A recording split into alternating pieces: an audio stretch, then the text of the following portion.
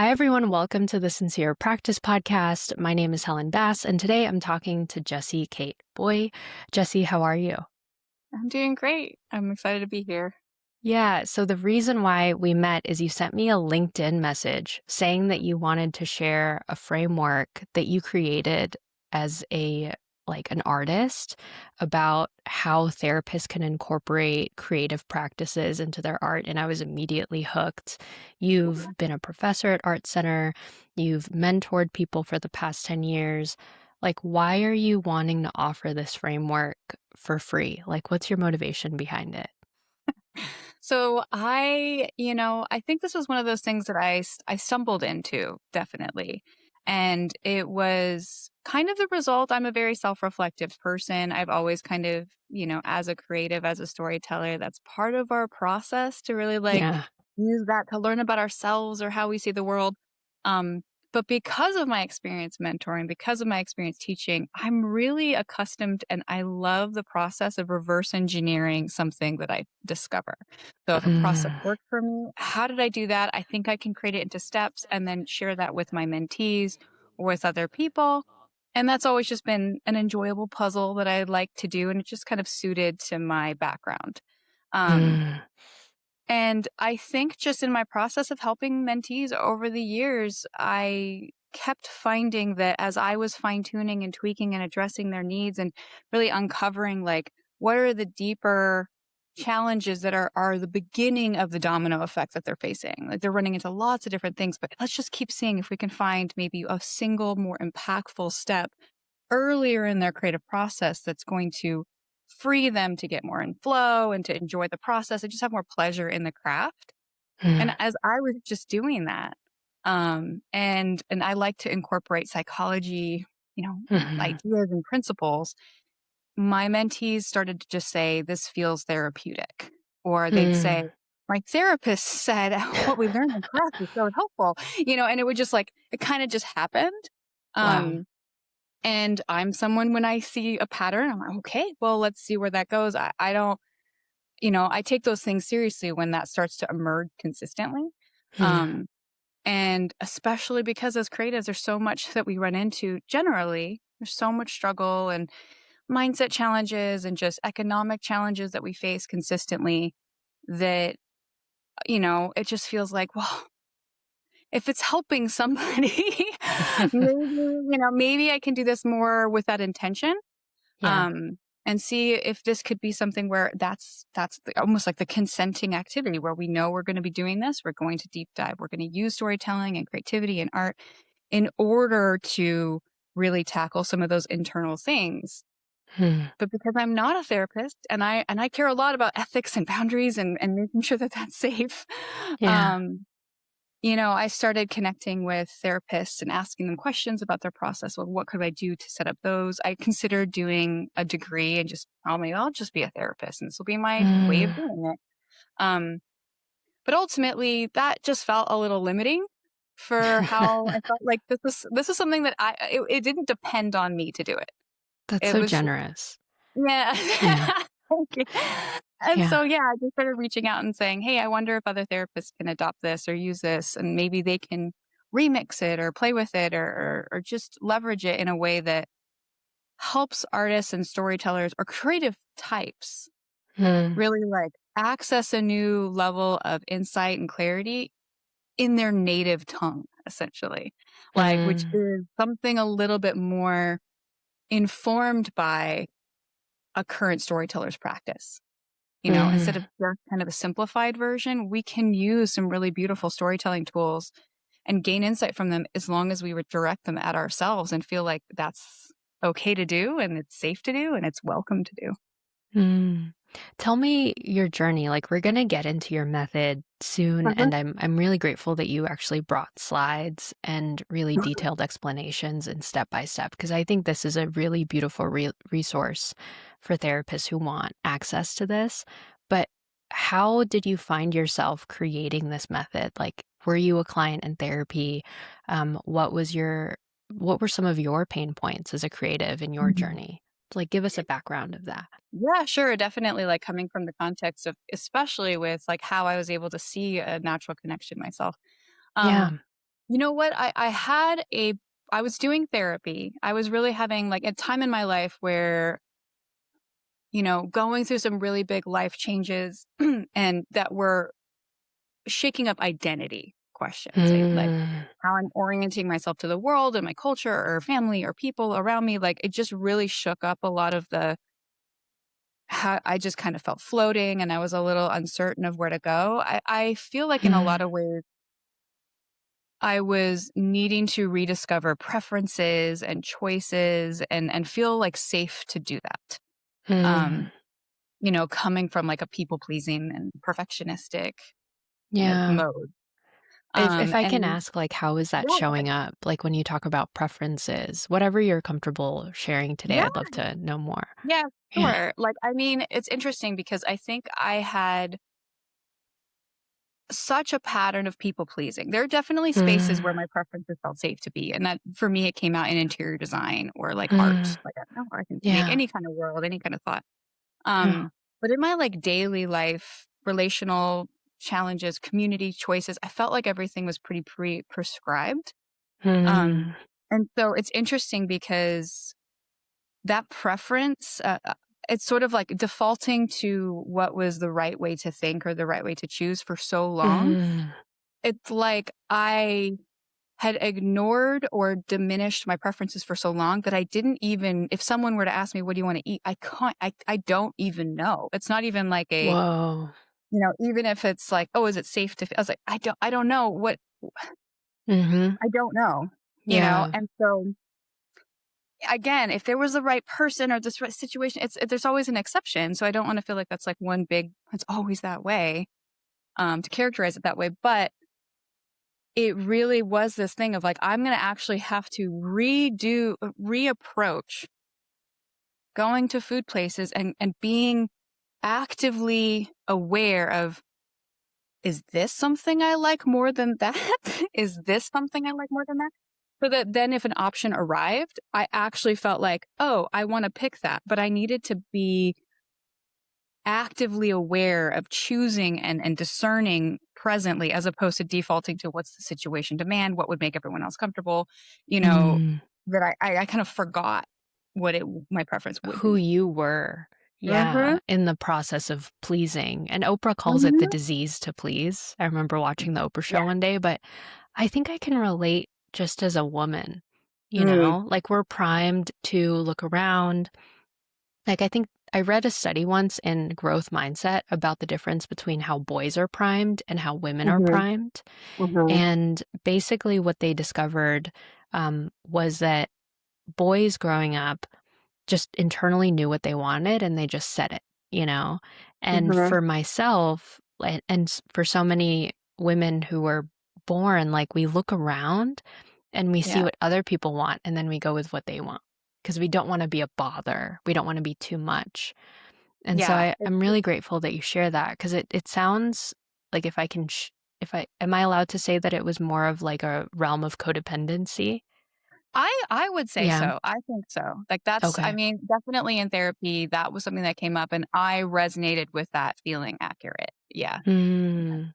And then, Yeah. like, tell me what your process was to coming back to yourself. Yeah. You know what? I think because, and I think everyone, might have a different access point, you know, Mm. and I think as a storyteller, as an artist, I would escape into books. I would escape into movies and comics and drawing and, well, I wouldn't want to wear this, but that's not appropriate. So I'll draw a character wearing it. That feels safe, and it's Wow. fictional. So there's no judgment in the same way. And so I initially, I feel like was using fiction and storytelling. I mean, it started intuitive. I definitely feel like that was a preference space for me initially. And then it very quickly turned into escapism. Like, this is Mm. a safe place to like something that no one knows about that's mine. Yeah. Um, and I think what was interesting is that because that was my passion, because I loved to draw and because I loved, storytelling, um, trying to bring that back out into the world, going, oh, well, could I be a storyteller for a profession? Could I be an artist for a profession? Actually, I think I was running into this need, which was you go and share your work with people and they say, well, what's your voice?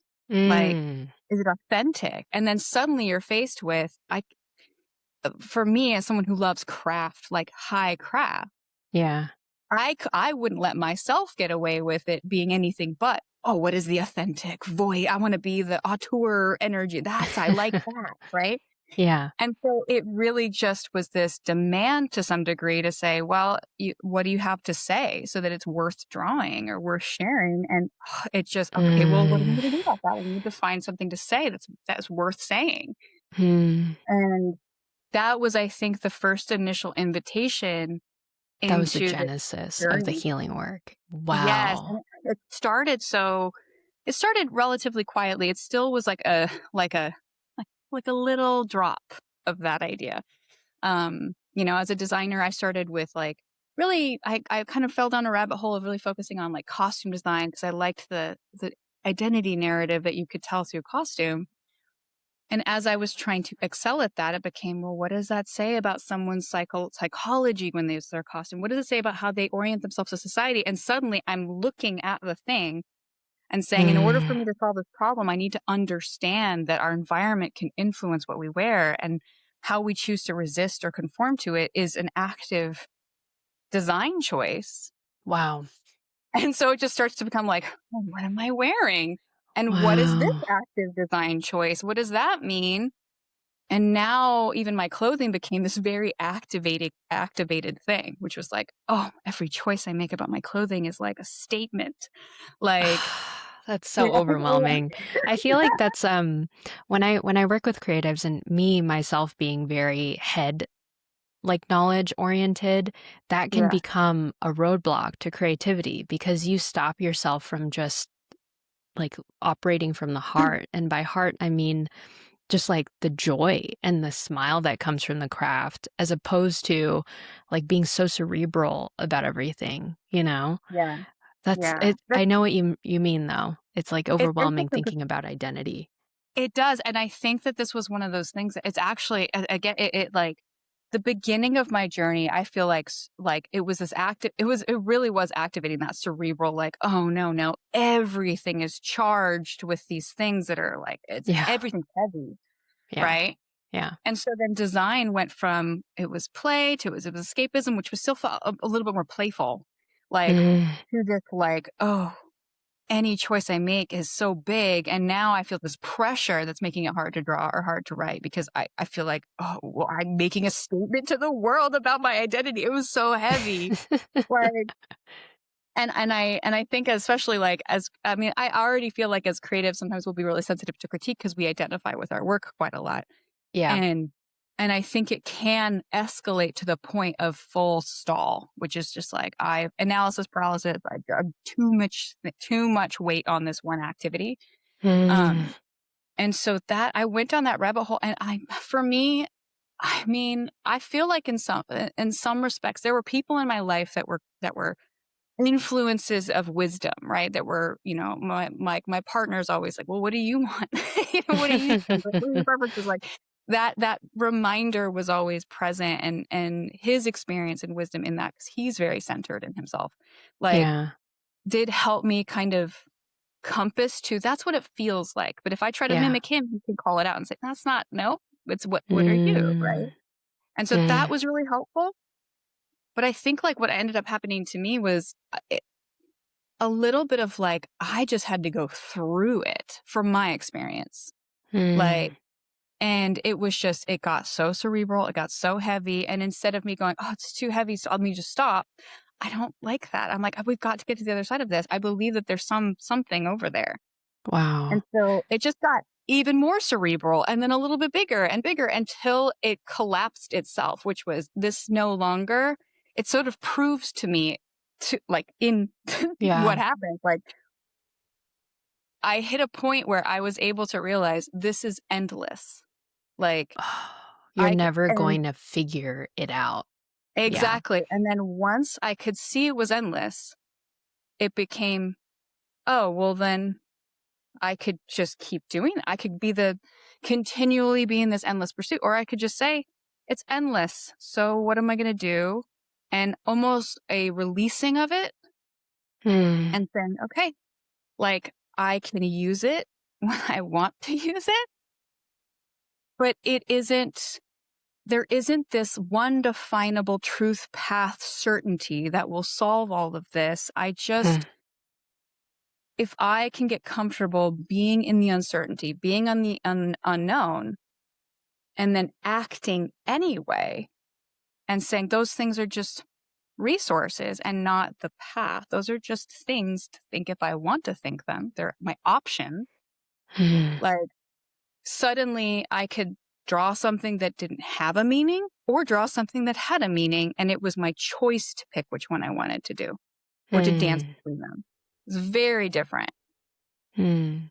I really love that because it reminds me of my own story. When I first Mm, became a therapist, I was like, okay, what does a therapist do? How does a therapist act? And I was trained under this mm, guise that a therapist had to have no personality, that they just had to operate out of a blank slate. And obviously, I'm not mm, going to share my whole life to the internet, etc. But there was yeah. an avenue of creativity and content creation that I really loved. And I was raised in Mm, an immigrant home, like really thinking about the components of your story.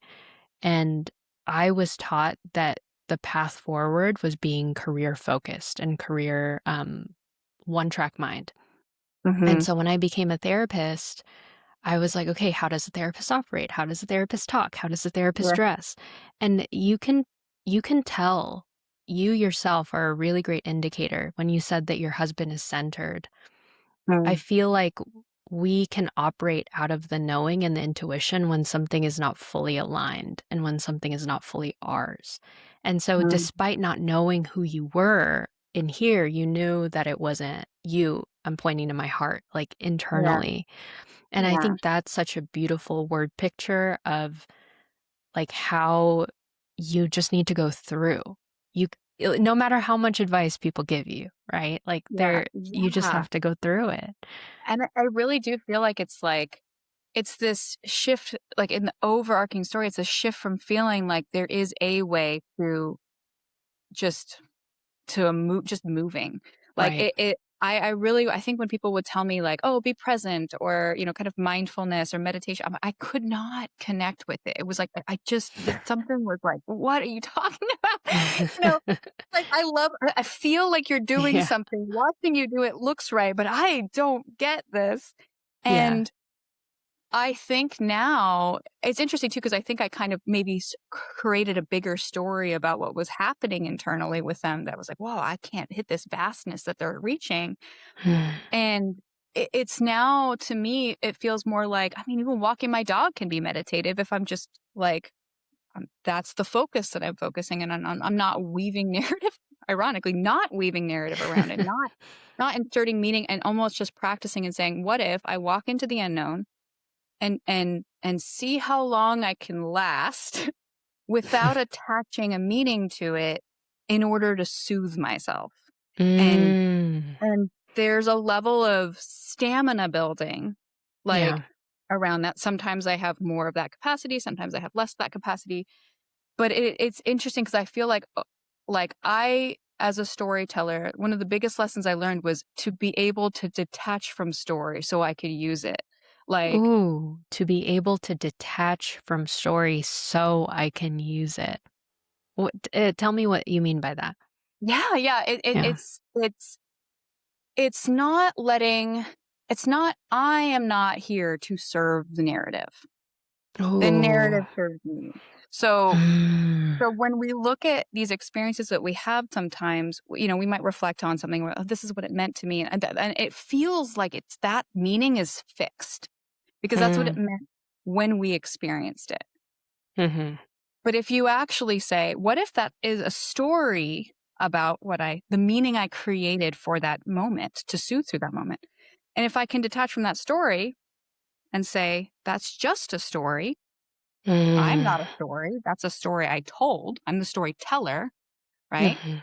Then I can look at the same experience and tell a different story because I'm detached from story as fixed and me serving it. Ah, yeah. I really love that because most psychotherapy practices are understanding what beliefs you're subscribing to. And Mhm. I love the word that you use, being able to detach from the belief and Mhm. going, what truth or narrative am I operating in? And how can I create a different narrative that might serve me? And so Yeah. I already hear the rebuttals because I Yeah. do workshops sometimes, and sometimes the women that I work with will tell me, well, what if I wholly believe in this narrative? What if I can't get out of it? What would you say to those women? So I mean, I guess it depends on it's always easier in practice to kind of Yeah, go, okay, like getting in deeper into a scenario like that to really figure out where that fixation is starting. Like, right. why does it feel like that story is so important, essentially? That's a good Like, question.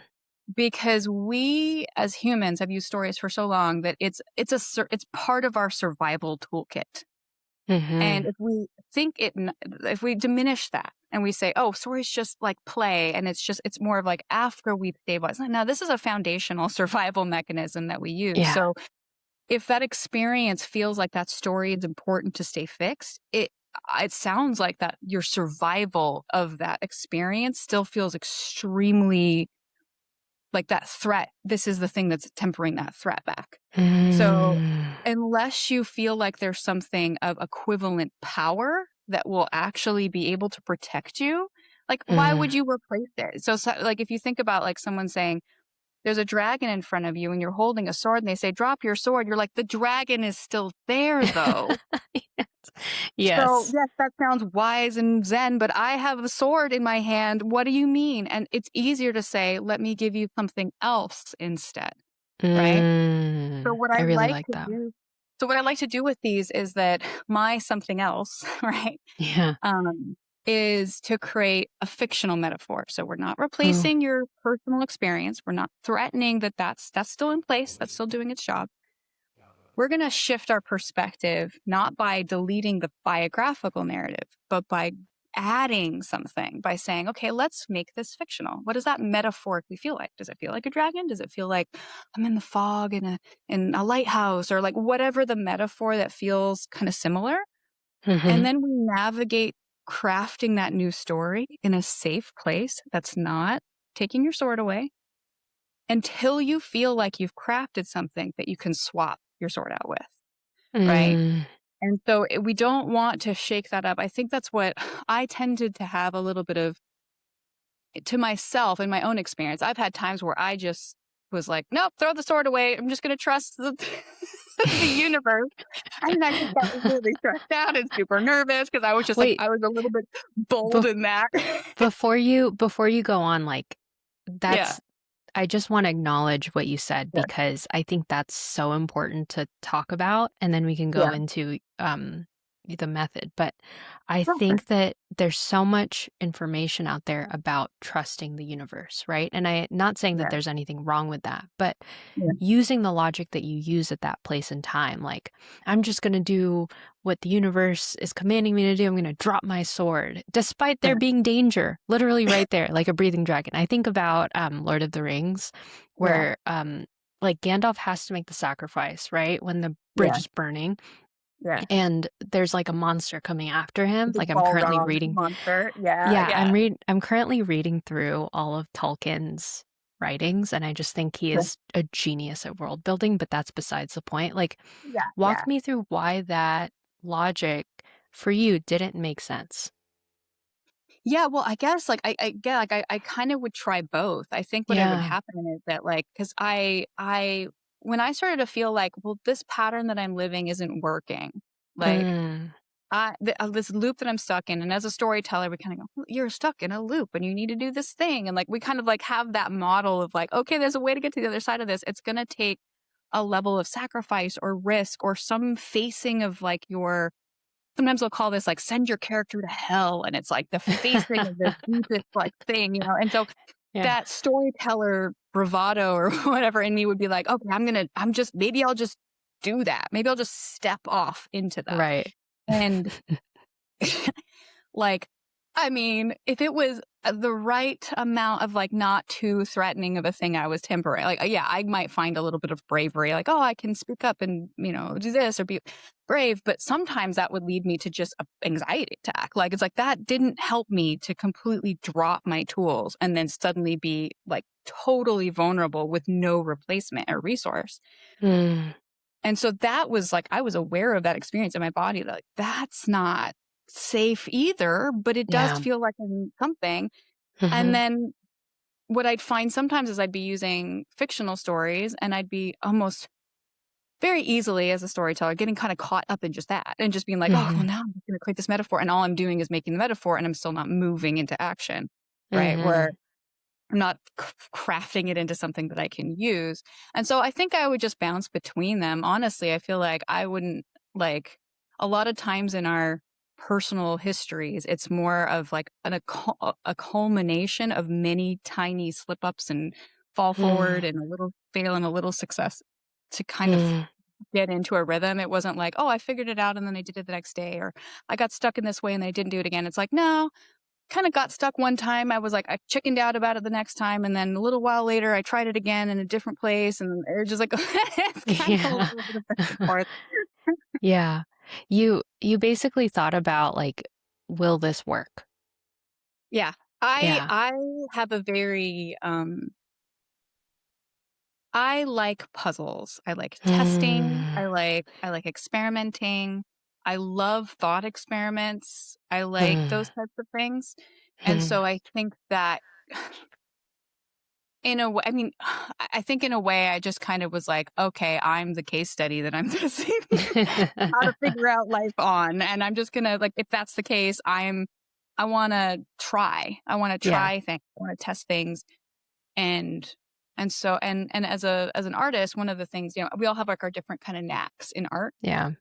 Um, I'm someone who can draw 100 of something. Like I love iteration. And so I tend to be someone who'll be like, let's just make a ton of tests. Let's just try a bunch of different versions and just keep Mm. seeing if a pattern emerges through the many times.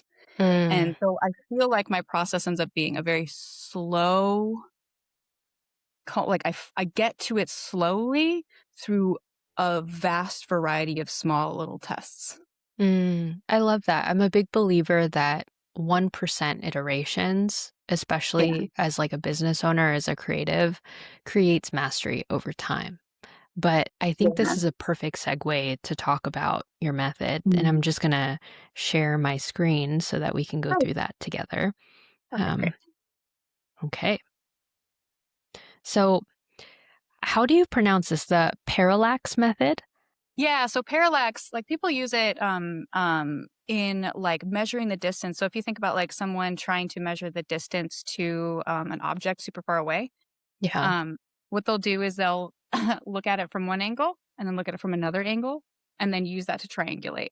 So I Oh. think of parallax as like essentially what we're doing is gaining new clarity or insight or Mm, information by just shifting our perspective.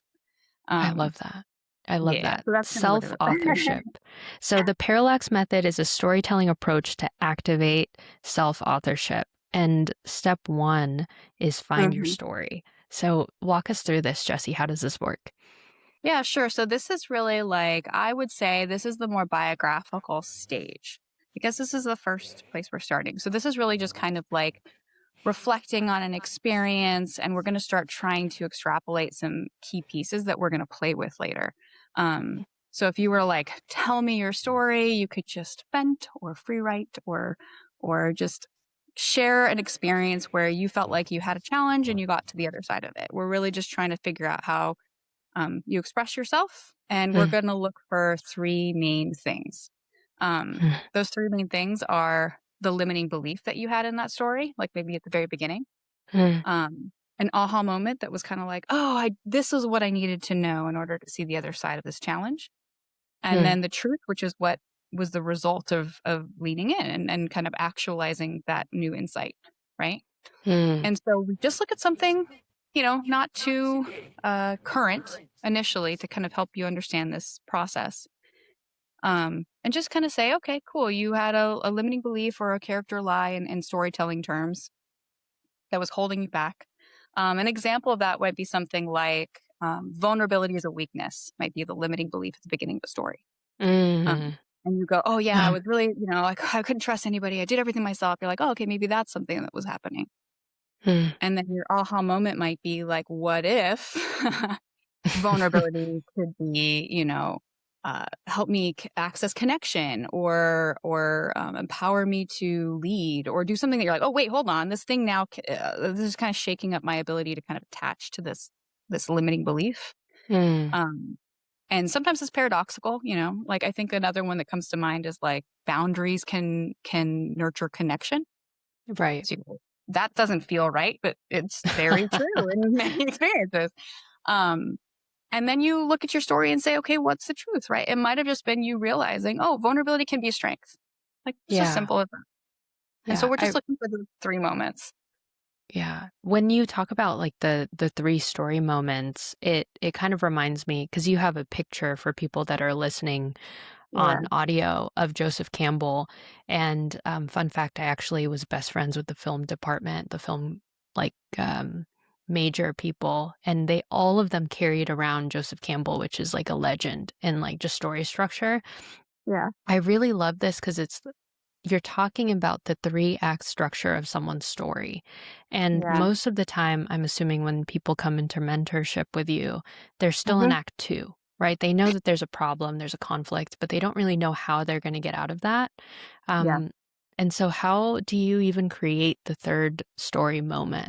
Or does that come later? Like, Yeah. explain that. So yeah, for sure. Like when we definitely get to the point where we start addressing things that they're experiencing that would be current, like that you're saying, like they are Hmm. often like stuck in like act two, essentially. Hmm. Um, and when we're doing this initially to help them start to use this tool, we pick something they have seen the other side of that they've gotten to act three on. Um, so, and I think sometimes people in this time of transition or kind of crossroads in their life can feel like, "Oh, I can't do anything, or I haven't figured this out at all." Like, but really, like, I'll tell them, I'm like, it can be, I didn't want to wash the dishes and then I got myself to wash the dishes. Like, it does not have to be this like life changing narrative reference. Like, it can be anything where you overcame something or you had a little insight. It could be I had a conversation with a sibling and we kind of had a fight or an argument and then I realized, oh, that's what she meant. And then I realized, oh, maybe there's another way to look at what we were talking about. And that's my aha moment, which then allowed us to connect again. Hmm. Right. So what we're really doing is trying to help people see that like you do have wins. You do Right. have victories in your life. Let's start from one of those so that we can really help you see yourself solving problems and understanding, like, again, it just makes the whole process a little easier to introduce them to it. Later, we Hmm. can use the same process to tackle things where you're still stuck in the middle. Um, and the next steps kind of help us map out how to tackle that. Um, Great. Okay. so discover your archetype. This is actually pretty interchangeable. I will use lots of different um, kind of more formal psychology tools or more like psychological theories. It's just something temporary to place hold, a little bit of like archetype holding. So I often use Enneagram for this one, Mm. where we're just saying, let's borrow a common archetype and say, when we looked at your story and you're saying something like, oh, vulnerability is a strength, vulnerability is a weakness, that kind of, struggle. Like archetypally, if you looked at Enneagram, that might be, for people who are unfamiliar, I'll just use the term so you can look it up later, but like type 8 or the challenger, like Mm. someone who has a very similar emotional motivation, right? To feel powerful, to feel self sufficient, to feel like they're strong, and feeling like being vulnerable or sharing those things with other people might, have people take advantage of them. That's a nerve wracking thing that archetypal type would go through. So we're just Mm. going to borrow it to see if any vocabulary, any clarity comes up. And so that you can actually also borrow from some of the wisdom of someone who shared a universal story with you, like a universal theme that we as humans have repeated many a time. Mm. um, So we borrow that. That sometimes will give an insight. So if someone is, say, like stuck in Act 2, sometimes just using the Enneagram and saying, well, what would be Act 3 of a Challenger type 8 personality?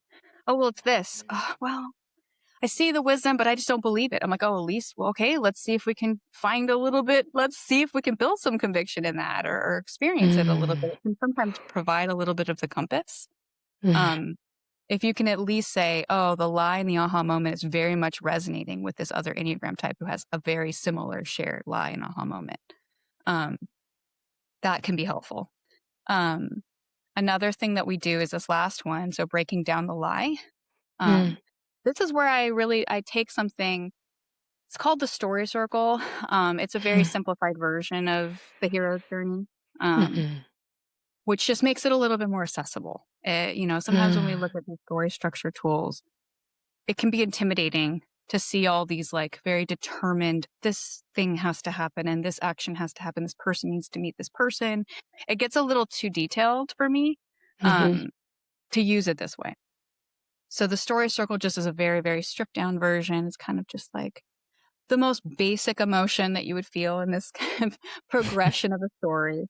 Um, and we start to map out how, you know, we go from that limiting belief, like, and we just kind of sort your story into the story structure, into those different moments and say, mm, in your story that you free wrote or talked about, the very beginning of your story where that limiting belief was active, like what events kind of feel like they matched that part of your story? Oh, this is mm, kind of me in that loop. Oh, yeah, I kept doing this and I was stuck in that dead end job or I was doing the same action over and over. We always got caught in that argument or something like that. You go, okay, cool. That goes in that story part. Right. mhm. And we just kind of keep doing that. And all we're doing is sorting. We're sorting, Ooh, right? yeah. Oftentimes, just sorting the story provides a lot of clarity, just kind of going, oh, you know what? That is where that shifted. Or that's when I stopped being able to believe that lie. And we're starting to kind of see a little pattern. And it's sometimes because of the story structure helps us kind of project into the future if we're not there yet. Well, Mm, okay. What actions logically make sense based on how we sorted it that might be those gaps? Or if we've already mm, experienced it, we're just getting clarity through sorting. mm. Like it's very cool. I mean, like I think This one is of so the cool. one of the Yeah. fun tricks to it is really like having um one of the tricks that really helped me with, especially with my artists, was like taking, a lot of times people will use these story structures. That's kind of where they stop with like sorting. I like to do one more step, which is pull out the emotions and the plot. So essentially like what Mm, events were happening and what did you believe about those events are two different things. yeah. I l And this is where we're starting to differentiate it a little.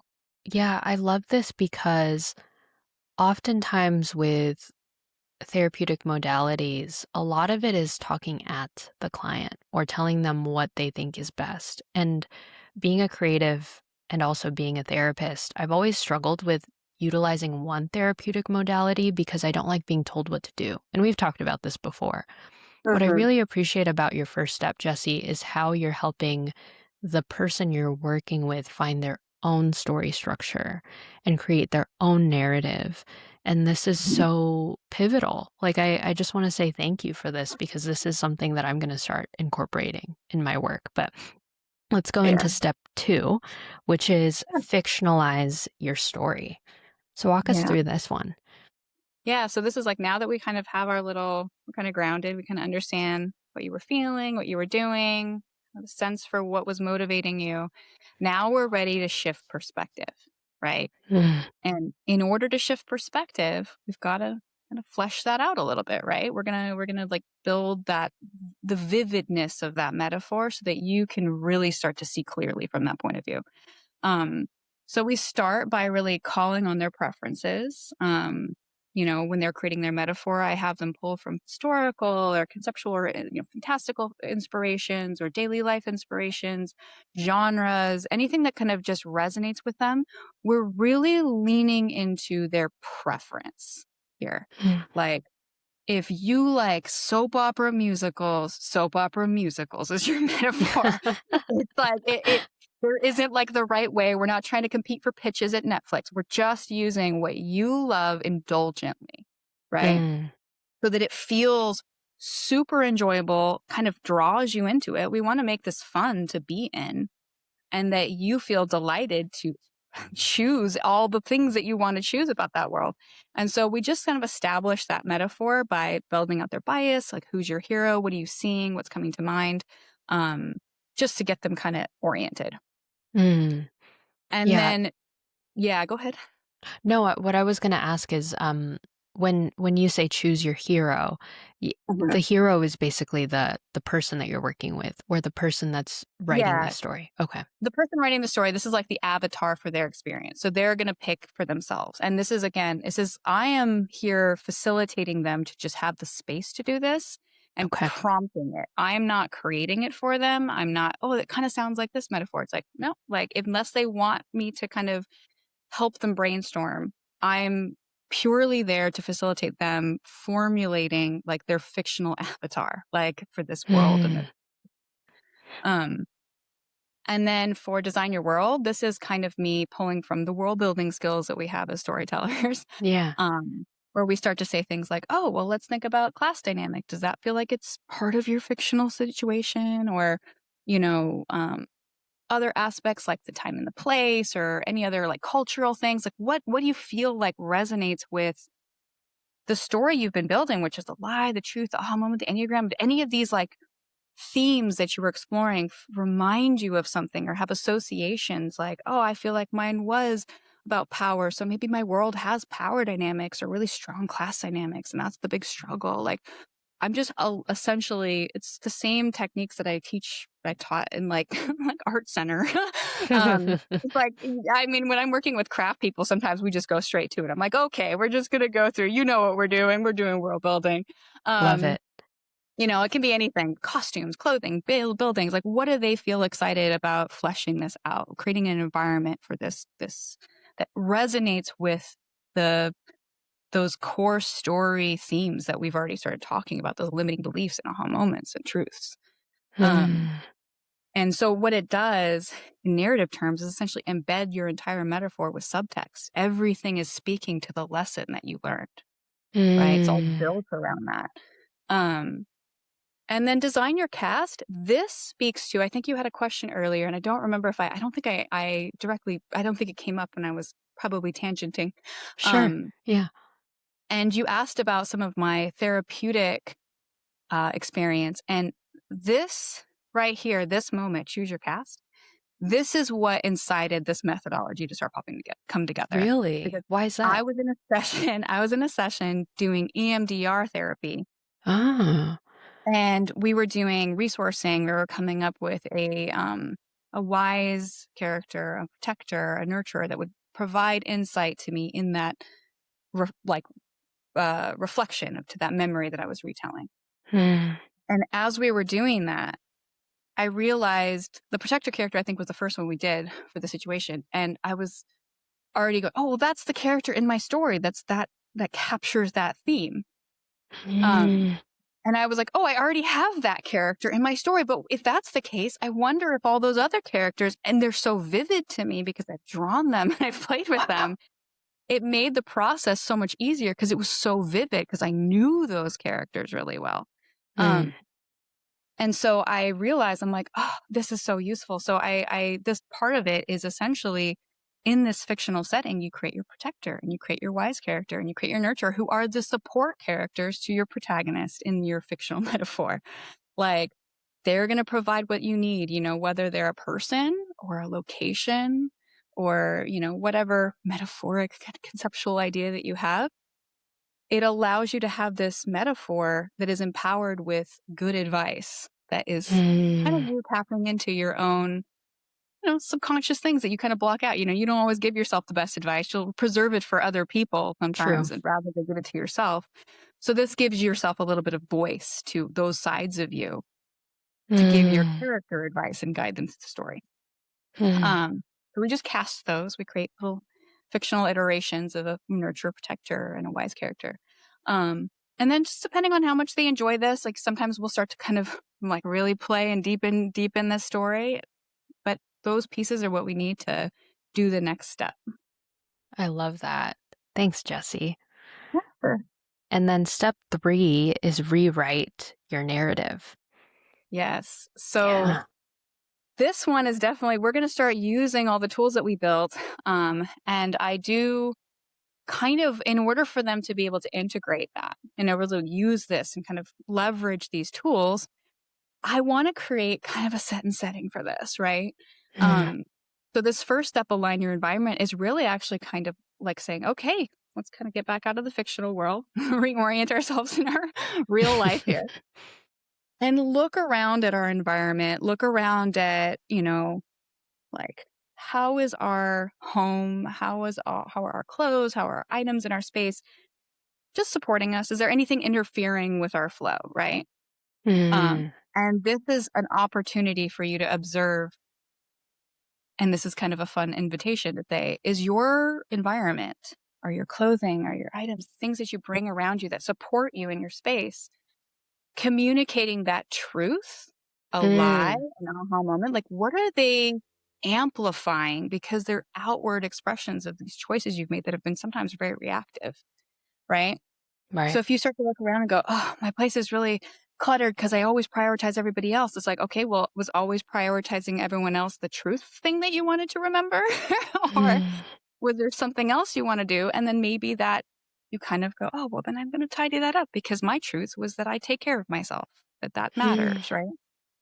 So you kind of set yourself up, kind of align your space so that you feel like you have a safe place in your real space that will make it easy for you to reflect and Mm. notice them, because it's reinforcing more the positive ideas, the more empowering ideas. So we do a Mm. little of that. And then ritualize your routines is actually going through and like observing your routines. Like, okay, now that we've kind of set our environment in place, when we go through our daily paces, let's notice when these things come up. Do you Mm. notice when this little lie or this little aha moment or this truth pops up in the daily routine? Like, oh, every time I look in the mirror, I go, oh, right? Like, oh, now I'm noticing it, that moment is an opportunity to reset that and say, I'm Love going to make that. that intentional choice. So you just kind of go, I'm going to work, and I get in my car and I go, I'm already frustrated. It's like, okay. What happened? Are we tending to it while it's happening in the moment, or are we just letting it pile up and making it harder to tackle? So let's start taking things out of those, like out Mm. of that, interrupting ourselves with our lives all the time, these little limiting beliefs popping up and everything. So we Mm. do a big observation stage, and Mm. then integrate your practices. Okay, now we're ready. We've got our environment set up. We've started to notice where we're going to kind of make ourselves have it harder to pay attention and hear ourselves think. Yeah. And now we're going to tackle something that you haven't solved. We're going to tackle something that you're in the middle of. I'm at work and I'm trying to deal with this situation that's frustrating me. And we leverage all those different tools. Sometimes it's the biographical tools, and we're just kind of saying, you know what, let's just maybe just finding the aha moment or the truth or the lie is enough to unshake it out. Maybe it's that light of a thing. Mm. Maybe we need to kind of say, oh, you know what, I think, I'm motivated by this, but maybe my coworker is motivated by something else. Maybe that's what's happening. Or maybe in my story, I'm stuck in that moment where I'm doing that like this part of my story. And maybe I need to just remember that the next part is there, and it's hopeful and I'll get there. These are the actions that are going to be more useful. Like sometimes it's solved in that way. And then sometimes it goes, this is a little bit more challenging. I think we need some perspective. Let's fictionalize the scenario. I'm going to work. Mm. Okay, what's going to work in my world? My world was in space. So now going to work is flying my shuttle ship to the like to pick up the space cargo or whatever it is. Yeah. And it's providing just enough distance that you're not getting super recharged. You're kind of Mm. satisfied and you're like, I'm going to play with this. And you Mm. go, oh, my boss is like this, or my coworker's like this character. And then who are my support characters? What are they going to help me? What resources could they provide to help me deal with this? Mm. Um, and you start to kind of problem solve it, and we solve it in the fiction because it's just fiction. You can, right? Mhm. We get to the other side of it. And then we say, okay, cool. We figured out something that would work in the fiction. What are the real world equivalents of those solutions that are real and accessible? You know, Mm. maybe your wise character provided some resource and you realize, oh, I had a resource I could leverage and I was just kind of feeling like I had to do it alone. And maybe I can take that support, right? Mm. Or something. And we're just shaking loose a little bit of our limiting belief on what resources we have to choose, what options that are actually there, Hmm. and kind of diminishing our belief that that's the only way to think because we just shifted it. We just Yeah. created a new way to look at it. And so Yeah. that's kind of our integration. It's like we're just going, okay, let's get into that pattern where we keep saying, let's leverage these tools. Let's use this trick. And what I Hmm. found for myself is the more I did it, the quicker I could do it on the fly. I Right. really love this. I just want It's you to know, really, Jessie, this is really effective. Because I'm already thinking about one of my first jobs as a therapist was working in play therapy with children. And I yeah, found that it was easier for them in moments of deep distress or family turmoil to turn to stuffed animals and to describe to me what was happening based on the character. This is yeah. really intuitive from the It's time that that you're a child. I love that example because I run into this with artists too. Like there's so many times where like I've had artists who like if I were to ask them to do this, sometimes they'll write. You know, we're as storytellers, sometimes we kind of will be a little bit multifaceted with like, oh, I'll just create a little episode idea. And then some people are truly like think through their hands types where like they art is their full style. Mm, And sometimes they'll struggle and I'll ask them like, what do you think about your story? And they are stumped. And then I'll say, describe your drawing. Just tell me what your drawing is. Like, just talk about your mm. drawing. And suddenly it was out. Like, so I love that. I didn't know that that was like, this is why I love talking to therapists and kind of like, I'm like, I think there's a lot of overlap. I think we're kind of just like running into a lot of similar things. I just like found it in this You particular found way. it naturally, but what I appreciate about this resource is that it's intuitive and it's done with real life experience. But we could probably talk about that because I'm taking Yeah. notes from what you're saying, and then Mhm. we'll move through these steps and then Sure. talk about that later. But step 4 Yeah. is burn the script. This one caught my attention.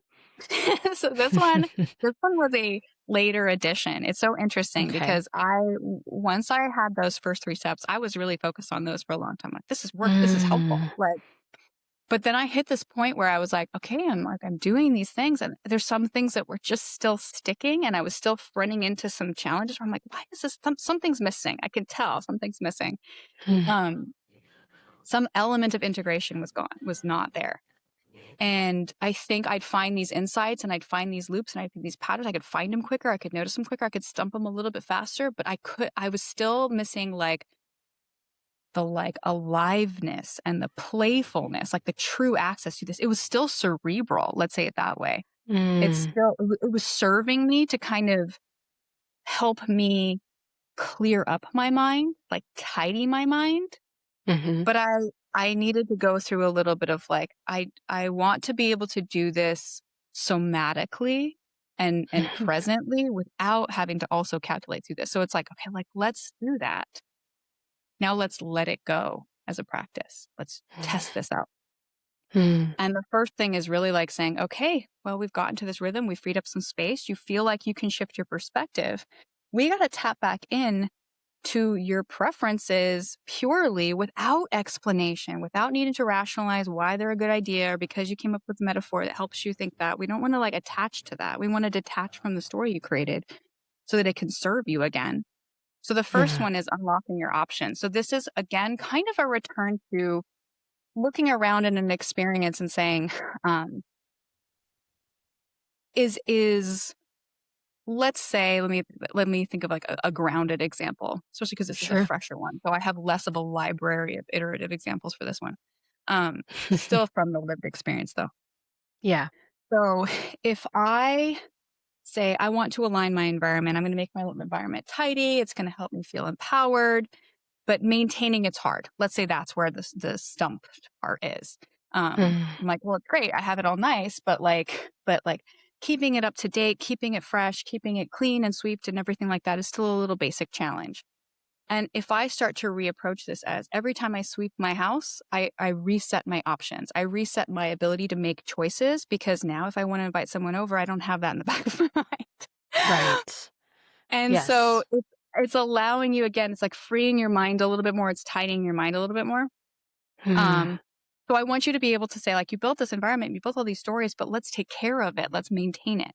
Um, mm, and then free your preferences is, well, now you have options.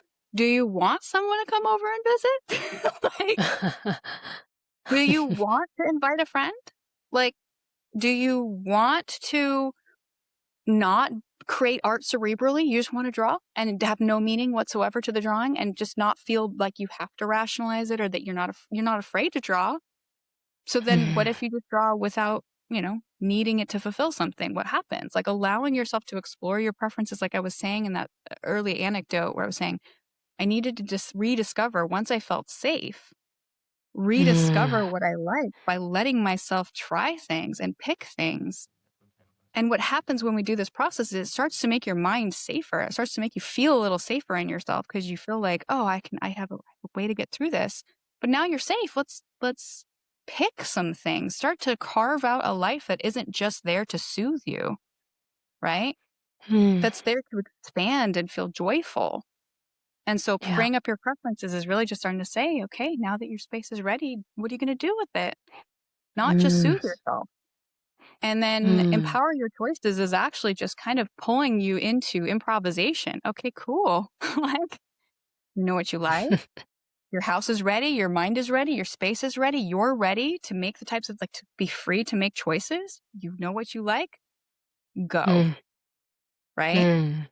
You don't need to write a narrative about everything because what happens when you just quiet your mind and start flowing, right? Sometimes you need them, sometimes you Mm. don't, but it's not about always using them and saying, every time I have a challenge, I do an exercise. No, like every time I have a Mm. challenge, sometimes I just go, wow, I'm uncomfortable. And I'm uncomfortable. Like, Mm. what am I going Yeah. to choose anyway? Right. Mm. Without having to wrestle with it. So it's really just like, I found with my experience, I needed to go through that 1, 2, 3, 1, 2, 3, 1, 2, 3 a lot of times, depending on how many layers of things that I was dealing with. Yeah. And once I felt like, okay, cool, I feel like I can do something, I'm like, but now I don't know what to do. Like I Mm. can draw now and I can write and I don't feel like there's this thing in my head saying you're not enough or this is not perfect enough. Like that's not there. I'm not battling with that anymore. So what do I want to do with all of that free space? And so this whole burn Mm. the script is like, okay, let's just let it go. Just improvise and play and enjoy and see and experience uncomfortable and comfortable and happy and sad and just experience through it. Because you don't have Amazing. all those narratives getting concocted all the time. That's amazing. So this step is useful if you have a ton of free space and you've Yeah, already dissected those narratives, understood where yeah, those narratives are coming from, so people yeah, don't perpetually stay stuck in yeah. rewriting the narrative. Exactly. We also don't want to create this feeling, which is very tempting. It's very tempting because Hmm. identifying with something that we're like, oh, this new tool works for me. And then suddenly your own Hmm. fictional metaphor can trap you because you're like, oh, I have to Right. think it through. I'm like, no, no, no, no, no. It's supposed to be a resource to you. It's not meant to be. This script is helpful. It isn't true. It's just Mm. helpful. It's not the thing. So we don't want to make that become the new replacement, like Right. crutch, which is that now I'm people pleasing my narrative that I created instead of letting myself live my life. Mm. I like that. I want to stop sharing this Sure. screen. I think it stopped recording, but I could It stopped re-say right what I after the said. slide. So that's Oh, what that's okay. Okay. thank you for sharing that.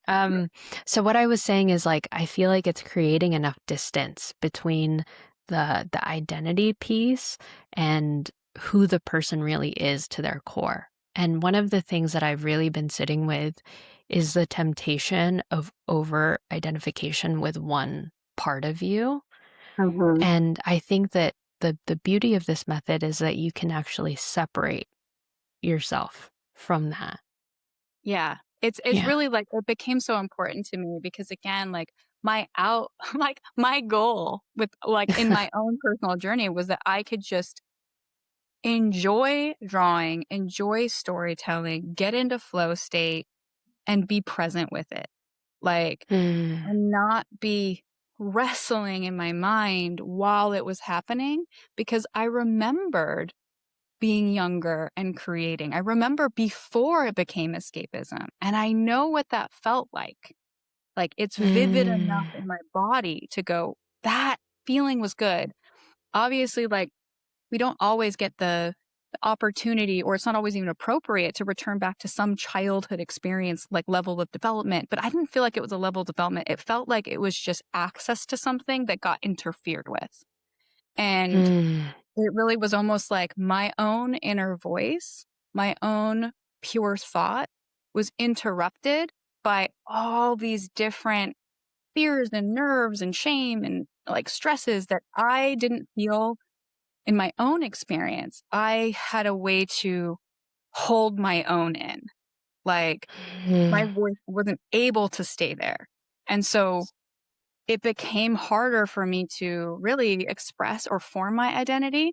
And then once I started to form it, I used so much fiction and I identify with art so much that it was like, this is turning into I'm the character. It's too much. It's too much of me Mm. feeling like, and I think because I was an adult when I did it, it was such a late in life experience that I Yeah. was more able to catch it and to go, oh, I know the word identification and I know it's what I'm doing right now. You know, it was a little bit Mm. easier for me to notice it, which I think became a reason why I was able to go, this other step is missing. I need to have this healthy detachment that allows me to engage with life, engage with identity, but not like have it absorb me and make no room for me to be and breathe.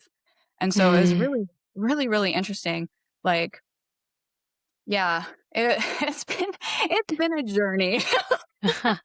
But it begs the question of, like, who this is servicing, right? Yeah, Like, I think yeah. that this is servicing people who feel like a character of themselves and who Mm, feel like their story is now being written out of a should rather than um, from an authentic place. And mhm.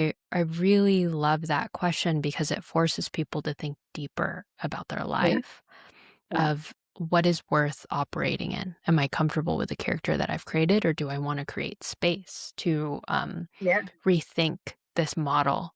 You know, Mhm. which I really appreciate. Thank you. I'm like, I'm glad it's resonating. It definitely was like something I think Yeah. it's so fun because like even going back to this, once I hit this point of seeing that there's that mobility again, like, oh, this is identity can be helpful and but it's mobile. It's not this static thing I have to should now I decided and now everyone knows this so I have to fulfill this. And I think it goes back to this really interesting relationship I have with costume, which was like, oh, no matter what I'm wearing, no matter what identity I put on, I remain the same person. And in a Mm. story, if you were to say, in storytelling, we'll say like, what's the difference between character design and costume design? A character can live in any time and place, in any role and identity. A costume grounds them in one, orients them to one. And so once you Mm. realize that the meaning and the story that we make about ourselves is the costume, it doesn't mean Mm. you don't have to wear one and you should get rid of it because that's the higher self. It's like, no, no, you can put some clothes on. It's okay. Just knowing that that isn't you is also important. Yeah. Like, yeah. Yeah. I really like that analogy. The costume is the world and the beliefs that you've created. And but Mhm. you will always be you. And so how can Yeah. we create enough separation from that? Yeah. Um, Jesse, I want to be mindful of your time because we're a little bit over. Any last thoughts, words of encouragement, things that you would like to communicate to folks listening to this podcast before we end today? Sure. I think something that's really interesting to me, because I was thinking about what you said with who this is for. I definitely resonate with what you were describing. And I think Yeah. something that I found super insightful was when I've shared this with people who have very strong senses of self and have this insight, my my naivete to it, because I was so excited about it. I'm like, this is this cool thing. It's going to unlock this thing. And when it didn't have that same like dramatic impact that I would experience, would it be like, oh, for me, it just did all these things. Or some people it's quieter or louder. But I realized I'm like, oh, you know what? It was just as important for me to realize that sometimes people don't need this. And Mm. sometimes they're already in that improvisational stage. They did this earlier in their life. And while it might be an entertaining way to reflect or journal, that sometimes it's because it's not like that. Sometimes these tools are built for like a particular person in a particular phase. Like I feel like for someone who's so in their head, who's someone who is dealing with so many things where I feel like there's all these pressures and shoulds, I Mm. wanted to be able to skip it and just say, just trust the universe. Just don't think of the things that they're saying and live it anyway. And I realized that I wasn't equipped with the tools I needed to navigate that without being under threat. Like I needed to be like, take care of my Mhm. needs and Yeah. resources. And so like, I realized that like, I think a kind of a humbling insight I had through this making was realizing, oh, I needed this. People that have gone through similar things can benefit from this, but not everybody has to go through these journeys to get to that same level. Some people feel it through their body. Some people feel it through different experiences. Maybe they're not in their head in the same way, so they don't need this tool. And that doesn't make it less. It just makes it who it's for. And so that was like a big humbling insight because I feel like I've met people who are more grounded in themselves, obviously my partner being one of them. And it Mm. just felt like, a lot of times I'd share something, he's like, yeah. And I'm like, oh, I just found it. I wish I could have, I wish I could have received it in the form that he received it. And Yeah. I had to receive it in my own form and it happened to click with me. And so I think it's so important that people find if it's not for you, like it's not for you, that's not a big deal. If you want to remix it, I love people remixing things and hybridizing them with their own thing. Like I'm not like, this has to be these steps. It's more like, does this inspire some insight? Then just go use it how you want to use it. I'm not attached to it being perfectly so and so because I feel like it's more important that people access the state, Mm. not how they get there. This is just a way to get there, not the way to get there. I don't know if that was Oh. rambling. I'm very No, precautious I about love it. it I becoming love it. like another replacement for a sense of self-ownership. Like Yeah. I've told all Yeah. my artists in my classes at the end, I say, in a burn the script sense, okay, we learned all these things. Now throw them away and see what comes back organically. Mm. Don't stick with them and make yourself feel like now I have to do this is the only way to get there. It might not be, but if it started, that's great. Just as much trying this can be a great way to unlock the fact that you understand you can author your ideas. You can just as much throw away this after you realize that and then find your own way to do it that works with you. Like it's a little, I don't know, I'm not a great salesman for like sharing my ideas, but No, I love the humility that comes with that you don't claim to be an end all be all when it comes to every creative or every person who's listening, which is true. Like even in therapeutic modalities, there's somatic therapy, there's CBT, there's dialectical behavior therapy, there's EMDR, all of which serve a purpose depending on who the person is. And Mhm. so depending on what a therapist specializes in, you do have to adapt to who you're Yeah. working with. And you can't be the same formula, which is why it's really effective when you ask people to look internally. But Yeah. Jessie, thanks so much for your time today. This was so fun. I appreciate No, you. I'm so glad. Yeah, it was a delight. Yeah. So